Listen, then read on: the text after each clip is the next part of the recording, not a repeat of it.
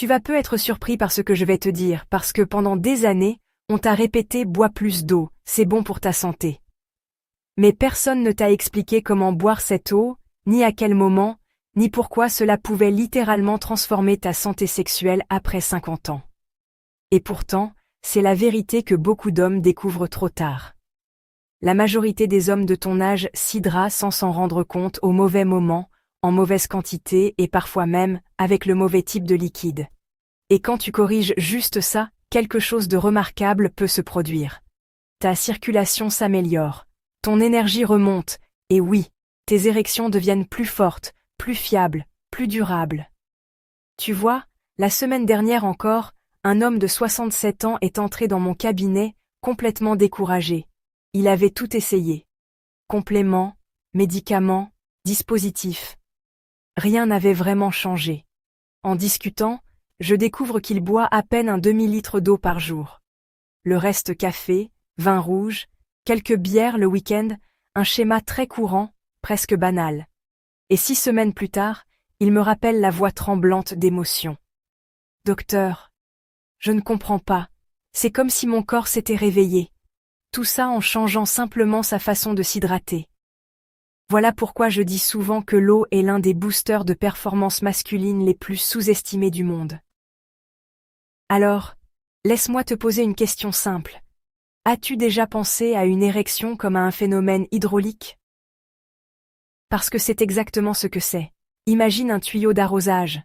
S'il n'y a pas assez de pression, tu peux ouvrir la vanne autant que tu veux. Rien ne sort correctement. Ton tissu érectile fonctionne pareil. Il a besoin d'un sang fluide abondant, sous pression optimale, et ce sang est composé majoritairement d'eau. Quand tu manques d'eau, même légèrement, ton volume sanguin diminue, ta circulation ralentit, la pression baisse, et ce qui doit être ferme devient hésitant, lent, irrégulier. Dans mon expérience clinique de plus de 20 ans, je vois ça en continu. Des hommes qui ne sont même pas déshydratés au sens classique, mais juste un peu en déficit, et leurs érections deviennent plus faibles, moins réactives, plus difficiles à maintenir. Pourquoi? Parce que quand ton corps manque d'eau, il passe en mode survie. Il protège le cerveau, le cœur, mais ton pénis, il n'est pas sur la liste des priorités vitales.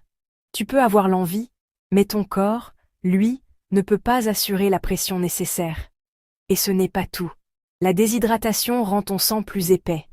Imagine essayer de faire passer du sirop dans une paille. C'est exactement ce que tes artères subissent. Et après 50 ans, elles deviennent naturellement un peu moins flexibles. Collagène qui change, production d'oxyde nitrique qui baisse, dépôt possible de plaques.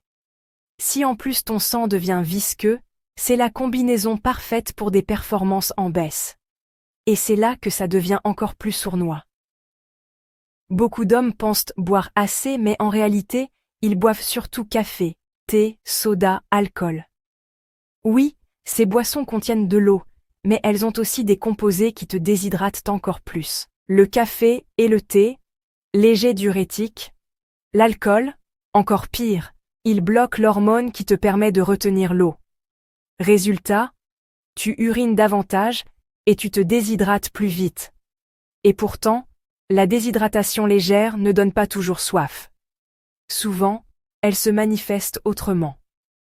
Urine jaune foncé, coup de fatigue de milieu d'après-midi, crampes nocturnes, brouillard mental, érection matinale affaiblie. Ce dernier signe, les hommes l'ignorent souvent. Mais c'est un des indicateurs les plus fiables de la santé vasculaire. Tu vois, rien que dans cette première partie, tu comprends que l'eau n'est pas un détail. Elle influence ton sang, tes nerfs, tes hormones, ton énergie et bien sûr ta fonction érectile. Mais maintenant, on va aller encore plus loin, car dans la suite, je vais te révéler les pires erreurs d'hydratation que je vois chez les hommes après 50 ans et comment les corriger pour commencer à sentir une vraie différence en quelques jours seulement. Alors maintenant, parlons des erreurs d'hydratation que je vois chez presque tous les hommes après an, des habitudes qui paraissent anodines mais qui sabotent lentement la circulation, l'énergie et les performances sexuelles. tu vas peut-être te reconnaître dans certaines d'entre elles, et c'est normal. Ce qui compte, ce n'est pas ce que tu faisais avant, mais ce que tu vas décider de changer dès aujourd'hui. La première erreur, je l'appelle la beuverie de panique. Tu connais sûrement ce scénario. Tu te rends compte que tu n'as presque rien bu de la journée et le soir, tu t'enfiles 2 grands verres d'eau d'un coup, parfois juste avant un moment d'intimité. C'est une réaction logique, mais contre-productive. Quand tu bois trop vite, trop d'un coup, ton corps peut se retrouver en déséquilibre. Il dilue le sodium dans ton sang trop rapidement, et ce sodium est essentiel pour l'équilibre hydrique, la contraction musculaire, y compris les muscles lisses des artères, qui envoient le sang là où il doit aller. Résultat, maux de tête, étourdissement, fatigue, et paradoxalement une performance moins bonne, pas meilleure. La deuxième erreur, encore plus répandue, c'est le cycle désert-inondation. Tu passes plusieurs heures sans boire, tu te dessèches lentement, puis tu essayes de compenser le soir. Mais ton corps déteste les extrêmes. Il fonctionne avec la constance, et ta fonction érectile encore plus. Dans une étude menée en Italie sur plus de 3000 hommes âgés de 50 à 75 ans, les chercheurs ont montré que la simple variation du volume sanguin au cours de la journée pouvait impacter la qualité des érections nocturnes et matinales. Université de Florence. Étude sur la circulation pénienne 2018. Tu vois, même les fluctuations légères ont un effet. Avec l'âge, le cerveau t'envoie aussi moins vite le signal de la soif. C'est un mécanisme étudié dans une étude américaine de 2016 sur des hommes de plus de 75 ans. Leur centre nerveux détectait la déshydratation plus tardivement, ce qui augmente les risques de déficit chronique en eau. Université UCLA, 829 participants, 12 semaines. En clair, si tu attends d'avoir soif pour boire, tu es déjà en retard. Et c'est là que la troisième grande erreur apparaît. Penser que le café, le thé ou l'alcool comptent comme de l'eau. Techniquement, oui, il y a de l'eau dedans. Mais physiologiquement, ce n'est pas la même histoire. Le café, le thé au noir, les sodas caféinés, accélèrent l'élimination de l'eau et l'alcool, ils bloquent l'hormone antidiurétique, ce qui t'entraîne vers un vrai déficit hydrique. Tu peux boire 5 cafés dans la journée et penser être hydraté alors qu'en réalité, tu fais travailler tes reins comme des marathoniens. Et le pire dans tout ça, les symptômes de déshydratation légère passent souvent sous le radar. Somnolence soudaine en milieu d'après-midi. Difficulté à se concentrer. Irritabilité. Jambes lourdes. Crampes nocturnes dans les mollets. Baisse des érections matinales. Les érections du matin sont un indicateur clé. Elles sont gérées par ton système nerveux autonome et dépendent d'une circulation optimale. Quand elles deviennent moins fréquentes ou moins fermes, ce n'est pas seulement un problème d'âge. C'est souvent un signe que ton système n'est plus nourri correctement. Et tout commence par l'eau. Mais la bonne nouvelle, c'est que dès que tu corriges ces erreurs, les résultats peuvent arriver vite, très vite.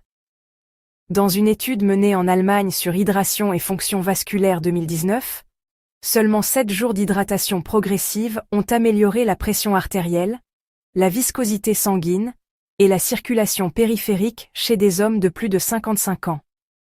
Université de Leipzig, 142 participants. 1 semaine. Dire à quel point le corps peut se rétablir rapidement quand on lui donne les bonnes conditions.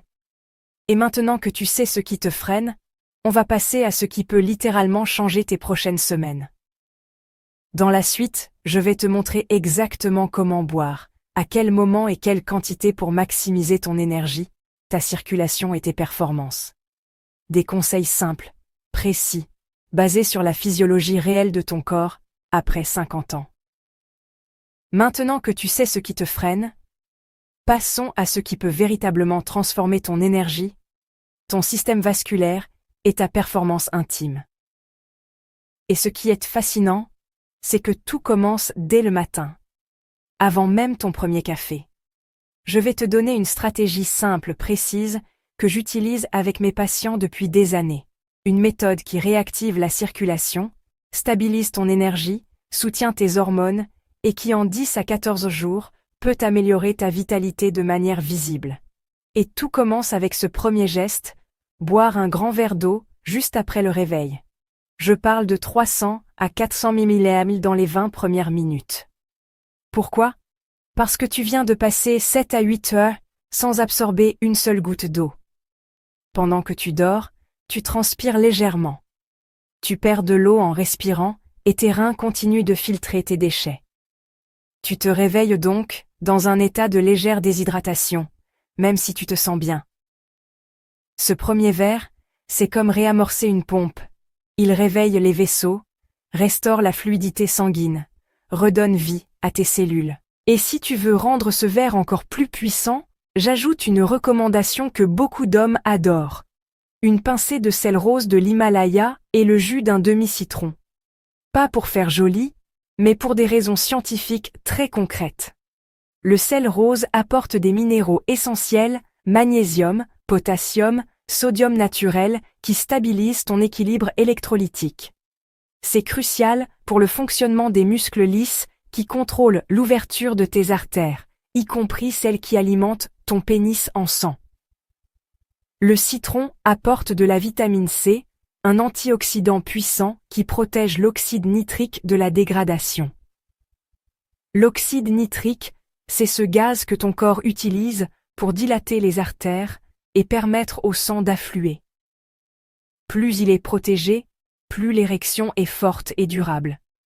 Il y a même une étude japonaise de 2015 menée sur 240 septums, montrant qu'un taux optimal de vitamine C augmentait la biodisponibilité de l'oxyde nitrique et améliorait la souplesse des artères. Université de Nagoya, 12 semaines. Tu vois, on ne parle pas de magie, on parle de biochimie. À partir de là, la stratégie change complètement. Il ne s'agit plus de boire de grosses quantités, mais d'adopter ce que j'appelle le goutte à goutte constant. En clair, boire un demi-verre toutes les 45 à 60 minutes, pas plus, pas moins, parce que ton corps fonctionne mieux avec une pression stable. Ton cœur, tes reins, tes artères, tes nerfs, tous préfèrent la constance. Cette hydratation lente et régulière fait 3 choses essentielles. 1. Elle maintient ton volume sanguin optimal. C'est la base des érections, de l'énergie, de la concentration. Elle empêche la léthargie de l'après-midi. Tu sais cette sensation où ton corps ralentit? Très souvent, ce n'est pas un manque de sucre, c'est un manque d'eau. 3. Elle optimise ton oxyde nitrique et donc ta capacité vasculaire. Tu veux un autre avantage inattendu, le cerveau devient plus vif. Il y a une étude américaine de 2019, Université du Connecticut, 78 participants montrant qu'une hydratation continue augmentait la vitesse de réaction nerveuse de 14% en moyenne chez les plus de 55 ans. Quand tu comprends que l'érection dépend d'un réflexe neurovasculaire ultra précis, tu saisis pourquoi ça compte. Et maintenant, parlons d'un moment clé. Les heures qui précèdent un rapport intime. Beaucoup d'hommes font l'erreur de boire un grand verre pour se préparer.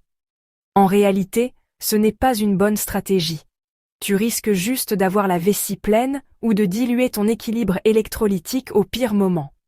La règle est simple. Maintenir la constance toute la journée, puis arrêter les grosses quantités environ 45 minutes avant. Comme ça, ton corps est hydraté, ton sang est fluide, tes artères sont prêtes, sans inconfort. Et pour le café, je sais, c'est sacré. Moi aussi j'adore mon café du matin. Mais voilà. Pour chaque café bu, ajoute un verre d'eau dans la journée. C'est la seule façon d'éviter le déficit invisible qu'il provoque. Et pour l'alcool, surtout le vin rouge du soir, la règle est la même. Un verre d'eau pour compenser. Mais ce n'est pas tout. Dans la suite, je vais t'expliquer pourquoi les hommes ayant eu une chirurgie de la prostate doivent faire encore plus attention à l'hydratation et surtout comment l'eau influence tes hormones, ton stress, ta testostérone et même ta communication nerveuse intime. Tu vas comprendre pourquoi l'hydratation n'est pas seulement une question de performance, mais une stratégie globale de longévité masculine. Maintenant, parlons d'un sujet essentiel, mais souvent ignoré. la prostate, les hormones et le rôle que l'eau joue dans l'équilibre fragile de ta masculinité après 50 ans. Tu vois, beaucoup d'hommes qui ont subi une opération de la prostate pensent que l'hydratation n'a plus vraiment d'impact sur leurs érections. C'est faux. En réalité, c'est même l'inverse. Après une chirurgie prostatique, la circulation dans la région pelvienne devient encore plus importante. Les tissus ont besoin d'être oxygénés, nourris, assouplis. Et ça, c'est dans un sang fluide, abondant, bien chargé en oxygène qu'ils le trouvent. C'est un point tellement crucial qu'une équipe de chercheurs de l'Université de Toronto a publié une étude en 2020. 142 hommes opérés de la prostate ont suivi un protocole d'hydratation structuré pendant 8 semaines.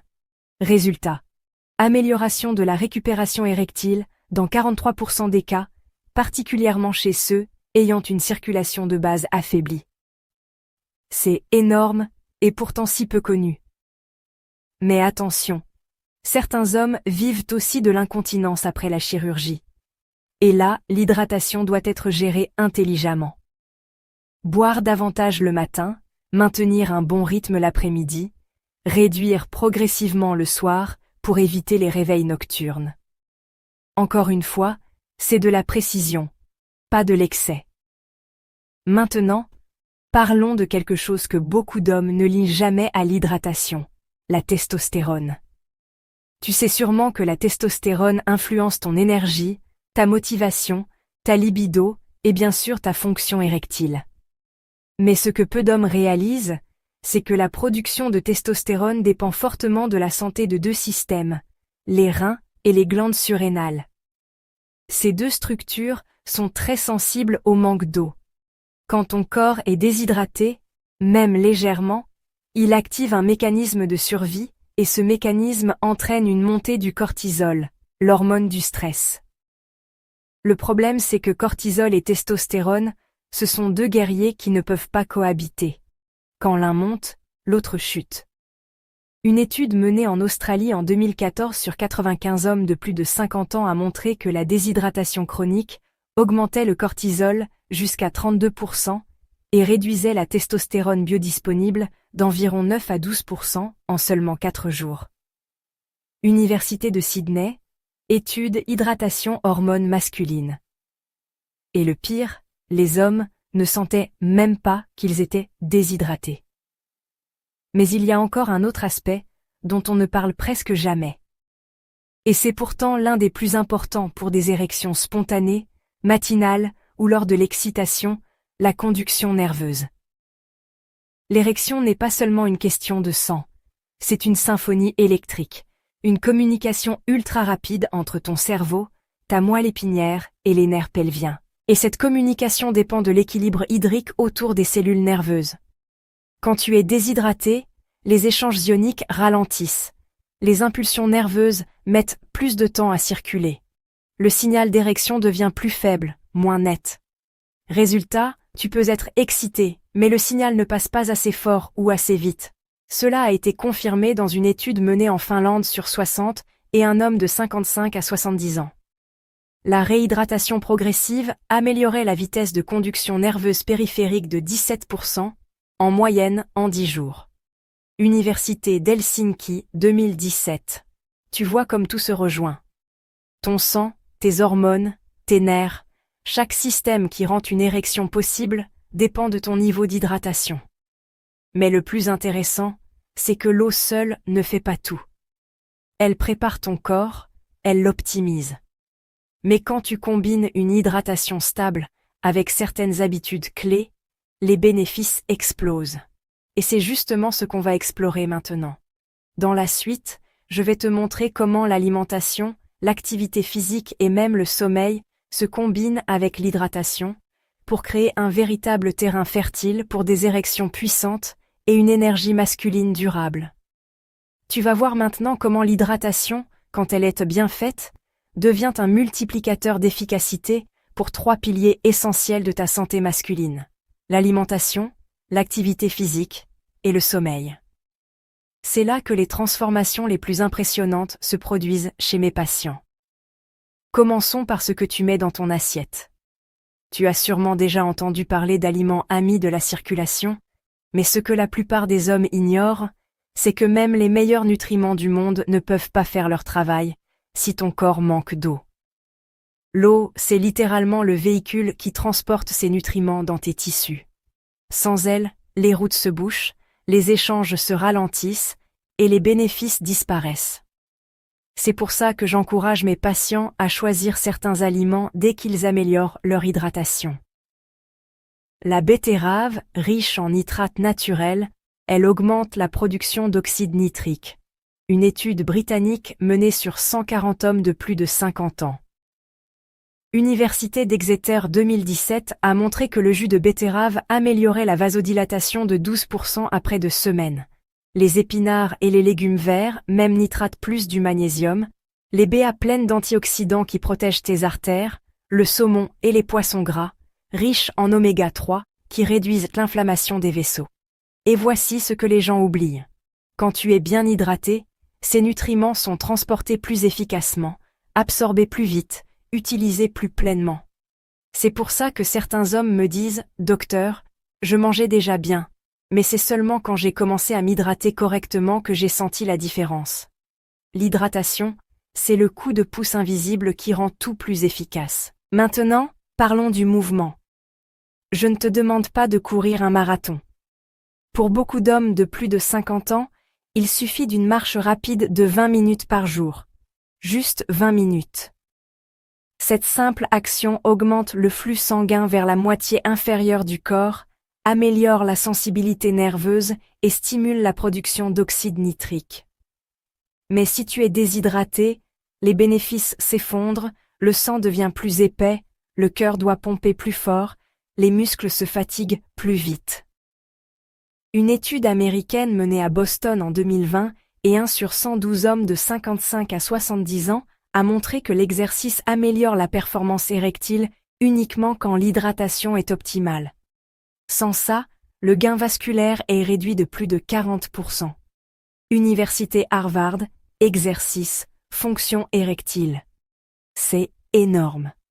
Et puis, il y a un troisième pilier peut-être le plus sous-estimé, le sommeil. Tu sais probablement que la majorité de ta testostérone est produite la nuit, pendant les phases profondes du sommeil. Mais ce que tu ignores peut-être, c'est que la déshydratation peut saboter ce processus de 2 façons. Elle augmente les réveils nocturnes. Ton corps essaie de rééquilibrer ses fluides. Ton cœur bat un peu plus vite. Tu dors moins profondément. Elle augmente la miction nocturne. Ton sommeil est interrompu au moment même où ton système endocrinien fabrique tes hormones. Conséquence. Ta testostérone chute, ton énergie diminue et tes performances suivent le mouvement. Une étude coréenne de surhommes de 50 à ans a montré qu'une hydratation insuffisante augmentait les réveils nocturnes de 23%, réduisant les niveaux de testostérone matinale de 8 à 10%. Université de Séoul. Tu comprends maintenant pourquoi l'hydratation n'est pas juste boire de l'eau, c'est optimiser le sang, les nerfs, les hormones, le sommeil, la récupération.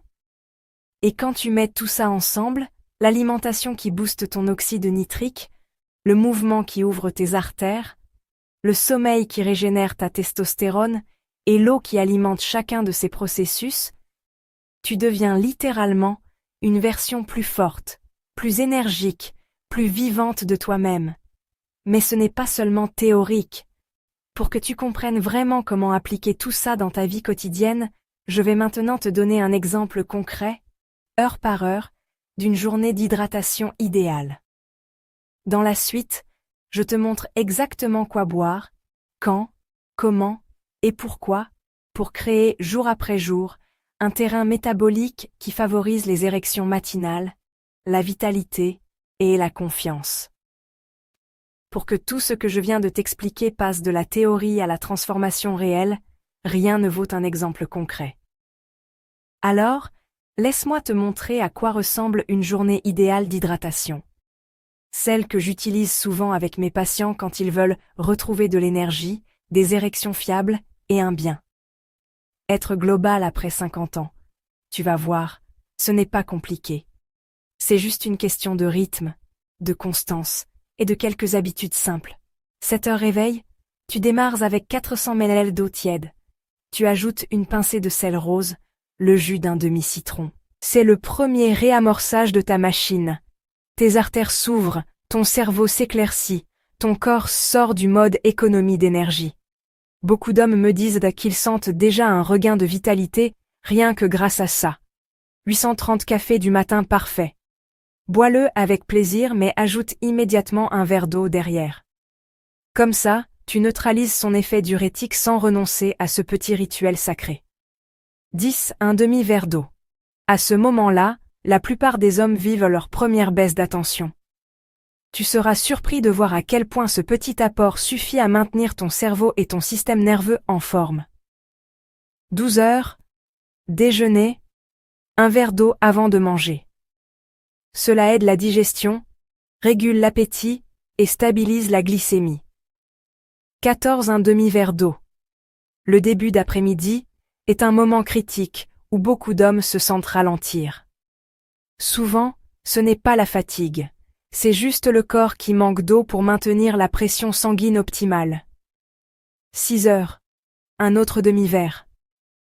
Tu aides ton cerveau à rester vif. Tu soutiens ton cœur, et tu prépares déjà la qualité de tes érections du soir ou du lendemain 10 à 8 heures. Un verre d'eau avant le dîner simple, efficace. Tu optimises la digestion, tu évites le coup de fatigue post-repas, et tu soutiens ton équilibre hormonal. 20 heures, un dernier demi-V juste assez pour rester hydraté, pas trop pour ne pas te lever la nuit, et c'est tout. Tu vois, ce n'est pas un marathon, ce n'est pas une discipline militaire, c'est fluide, naturel, et ton corps adore ça. Beaucoup de mes patients installent des alarmes au début, puis en 2 semaines, tout devient automatique. Et c'est souvent à ce moment-là que les transformations commencent. L'énergie revient, le sommeil devient plus réparateur, l'humeur se stabilise, les crampes disparaissent, les érections matinales reviennent, la confiance s'installe à nouveau. Et je te le rappelle toujours, nos conseils sont informatifs et ne remplacent jamais l'avis d'un professionnel de santé, surtout si tu prends des médicaments pour le cœur ou la tension. Parle-en à ton médecin, avant de changer fortement ta consommation d'eau. Mais pour la majorité des hommes en bonne santé, cette simple habitude est un levier énorme. Un levier gratuit, naturel, sans effet secondaire, et qui nourrit littéralement tous les systèmes qui te rendent vivant, fort et pleinement masculin.